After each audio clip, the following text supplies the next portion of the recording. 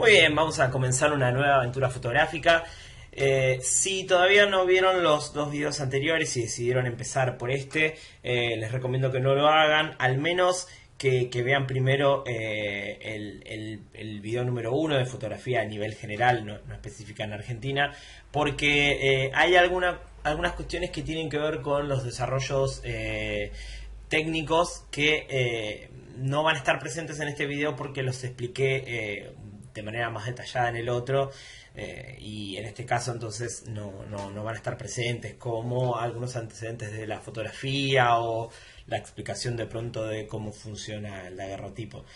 Así que les recomiendo, si van a empezar por este, que cambien su orden y arranquen primero por los de fotografía en términos generales y no específica en Argentina. En la década del 40 lo que tenemos es la llegada del daguerrotipo. En definitiva, lo que van a llegar en realidad son realizadores de daguerrotipos y retratistas que van a venir de Estados Unidos o de Europa.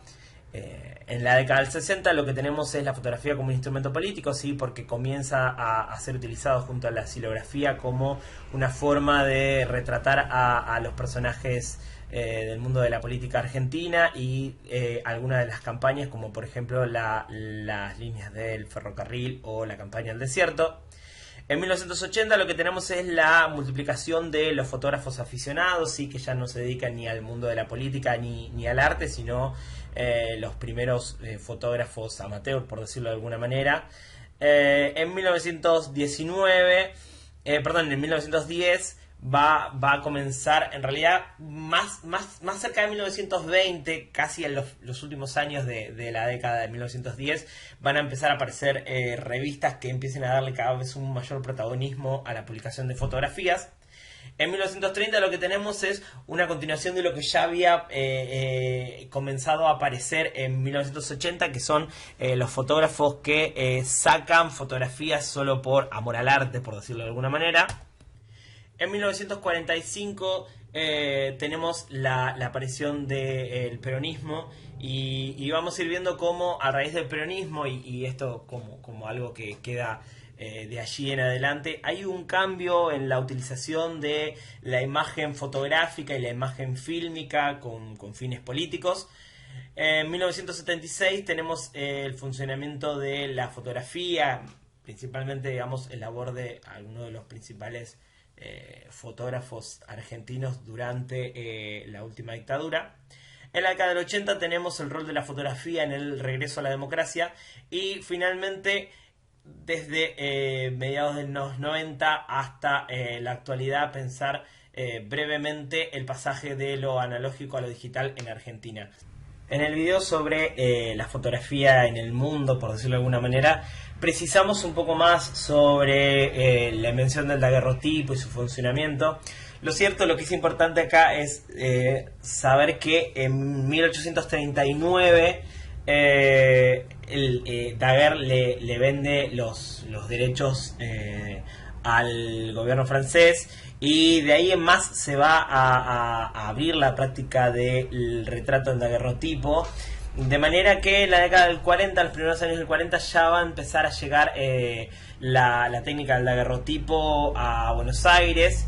En primera instancia, en muchos casos, atravesando primero por Montevideo. Hay que tener en cuenta que si bien se le atribuyen a un estadounidense los primeros retratos de daguerrotipo en Buenos Aires, la mayoría de los técnicos de daguerrotipos van a venir de Francia, y estamos en un momento en el que hay un bloqueo naval del ejército francés en Buenos Aires, así que en la mayoría de los casos van a tener que hacer primero una escala en Montevideo y de ahí llegar a Buenos Aires.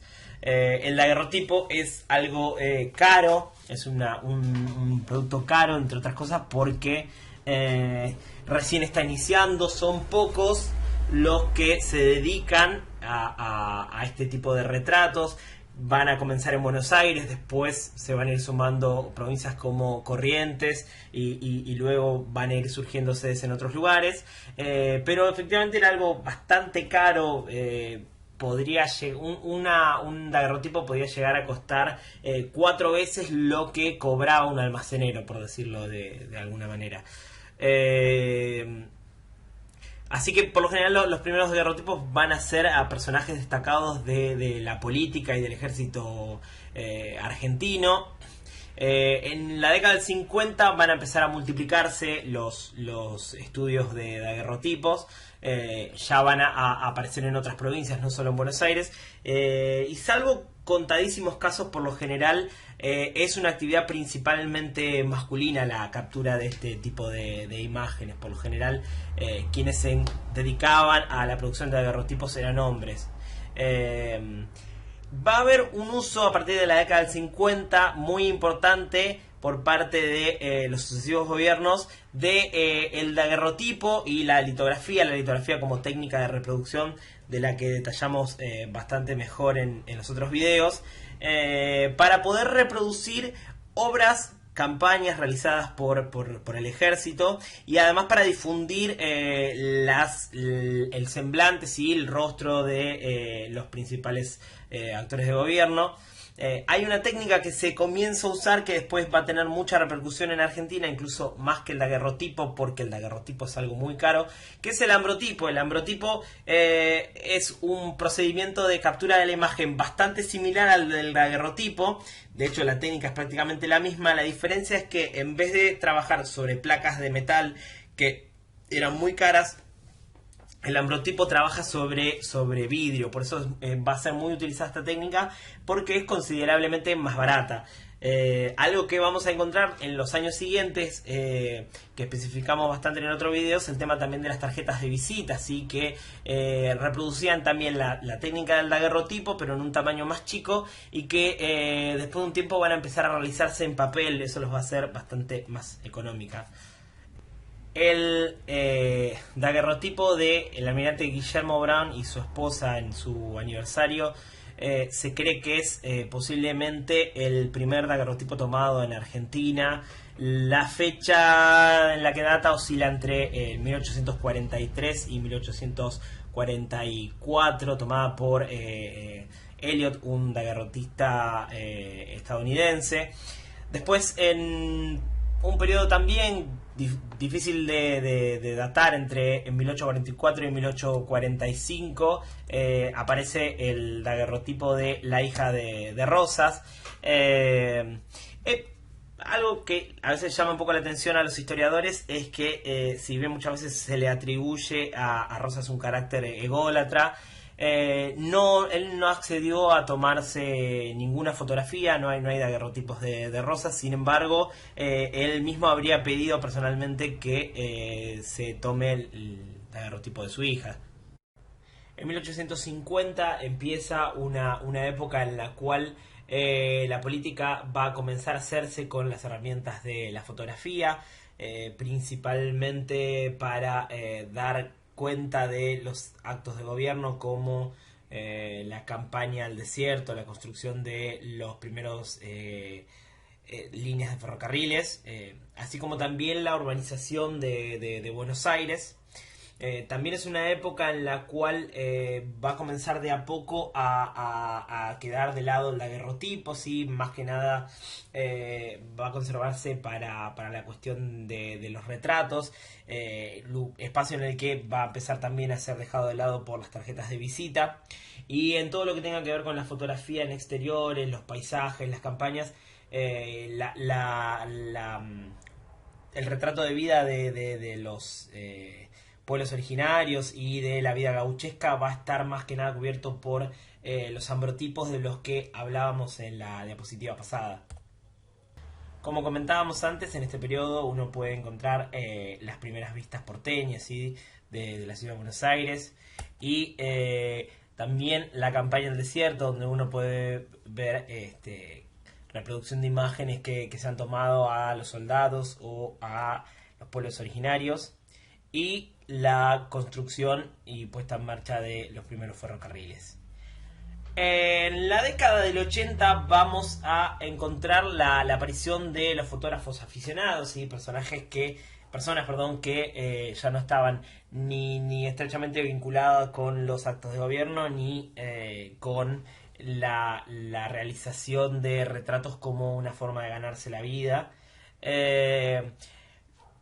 recordemos algo que mencionamos en los otros videos, que es que en 1984 se crea el rollo fotográfico y que Kodak lanza la primera cámara fotográfica, que al principio venía con 10 disparos integrados y luego el segundo modelo con 100.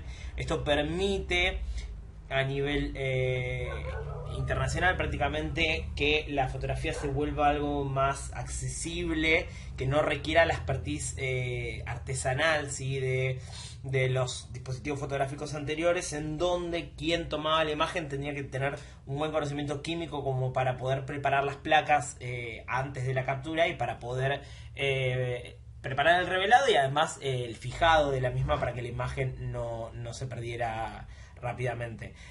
Lo que permite Kodak es que cualquier persona pueda desarrollar, pueda lograr tomar imágenes con su cámara Kodak, que inicialmente no va a ser muy barata y que en Argentina tardará un poco más en llegar las primeras Kodak, ¿sí? Por eso, más allá de que comience a formarse la sociedad fotográfica de aficionados y a la fotografía, recién los primeros salones dedicados al arte van a estar llegando entre 1920 y 1930, y posteriormente los fotoclubes también entre distintos fotógrafos aficionados. Algo que ocurre también en la década del 80 es que comienza, o en realidad continúa, la fotografía de obras vinculadas con los actos de gobierno y la urbanización. Sin embargo, todavía estamos en la década del 80 en un momento en el que, como les decía, todavía no habían llegado cámaras más modernas como la Kodak, que permitían una captura más rápida y más luminosa, ¿sí? Por ejemplo, esto que vemos acá es de 1888, es el lugar en donde falleció Domingo Faustino Sarmiento. Y lo pongo como ejemplo porque Sarmiento falleció. Primero, era una costumbre de la época fotografiar a los muertos. Y segundo, Sarmiento falleció a las 2 de la mañana y estaba tan oscuro, lógicamente, ¿no? Por la hora que era, que se tuvo que esperar a que hubiera luz solar de la mañana siguiente para realizar la captura.